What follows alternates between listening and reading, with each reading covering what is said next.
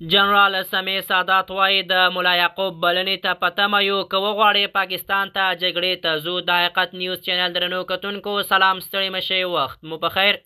ګرانو کتونکو، که حقیقت نیوز چینل مو نوی سبسکرایب کړئ، په درنښت سره همدا اوس یې سبسکرایب کړئ، ترڅو زموږ مهم او تازه خبر تر ټولو د مخکې تر تاسو در ورسیږي.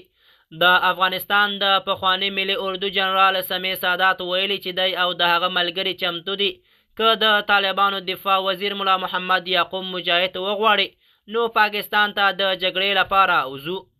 جنرال سادات په خپلو وروستۍ څرګندونو کې ویلي چې د افغانستان او پاکستان ترمنځ وروستۍ سیاسي او پوځي کړکېچونه د دې لامل شوي چې ځینې افغانان د خپل هیواد د دفاع لپاره د هر ډول اقدام ملاتړ وکړي. نوموړي زیاته کړې که د افغانستان اوسنی حکومت وغواړي او رسمي بلنه ورکړي، دوی حاضر دي چې د هیواد دفاع لپاره پاکستان ته جګړې ته ولاړ شي. هغه وویل موږ د ملا یعقوب امر ته په تمه یو، که هغه وغواړي چې موږ د افغانستان دفاع لپاره پاکستان ته لاړ شو نو موږ چمتو یو چې جګړه وکړو.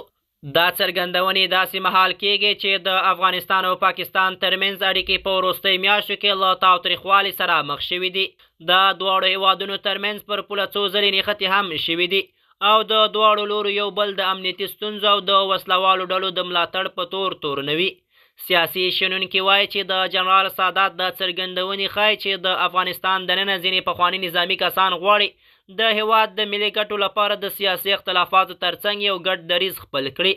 د دوی په وینا دا ډول خبرې د دې نښه ده چې د افغانستان د پخوانیو اوسنیو سیاسي او پوځي ډلو ترمنځ د احتمالي همکارۍ په اړه بحثونه روان دي.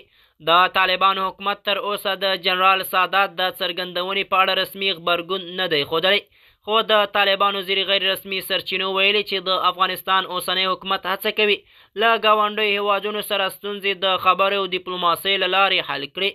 د حقیقت نیوز چینل درنو کتونکو، زموږ د نن ورځې چمتو شوی خبر تر همدې ځای و، چې بیا مو په الله سپارم.